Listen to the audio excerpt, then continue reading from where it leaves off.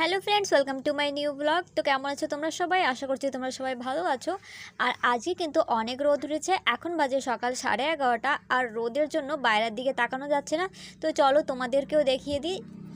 এত কয়দিন এত বেশি বর্ষা হচ্ছিল বলার মতো না। এখন দেখো আকাশ একদম ক্লিয়ার হয়ে গেছে, কত সুন্দর দেখাচ্ছে।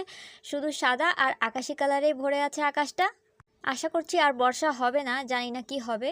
আর আমি একটু ফল কেটে নিয়েছি আর সেটাই আমি বসে বসে খাচ্ছি। তো ভাবছি তোমাদের সঙ্গে শেয়ার করে। এই দেখো আমি এখানে ডালিম কেটে রেখেছি আর 2-3টে আপেলও কেটে রেখেছি।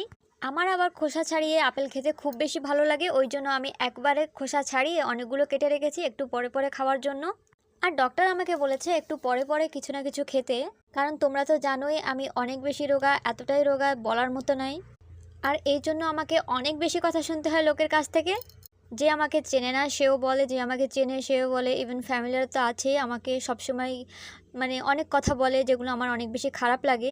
আর আমি এতটাই রোগা যে এর কিন্তু কারণ রয়েছে। আমার পরস্পর কিন্তু 2টা অপারেশন হয়েছে, একটা পেটে হয়েছিল আর আরেকটা হয়েছিল নীলদ্বারার হাড্ডি ভেঙে গেছিলো পরে আমার।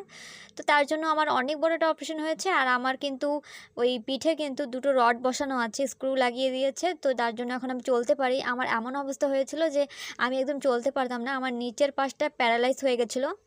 তারপরে আমরা তো আন্দামানে থাকি, এখানে তো তেমন একটা ট্রিটমেন্ট কিছু হয় না। তো অনেক কষ্ট করে চেন্নাই পর্যন্ত যাই আর সেখানে গিয়ে আমার বড় একটা অপারেশন হয়।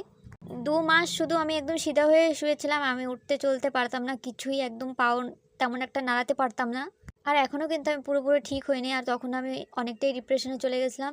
এখনও সেই ডিপ্রেশনটা অনেকটাই আছে, এখনও কিন্তু কমেনি সেই ডিপ্রেশনটা। বেরোনোর অনেক চেষ্টা করি কিন্তু পারি না, কি করব বলো। আরও অনেক কথা রয়েছে যেগুলো আমি তোমাদেরকে আস্তে আস্তে বলবো। তো ভিডিওটি ভালো লাগলে একটা লাইক করো, আমার চ্যানেল নতুন সাবস্ক্রাইব করো।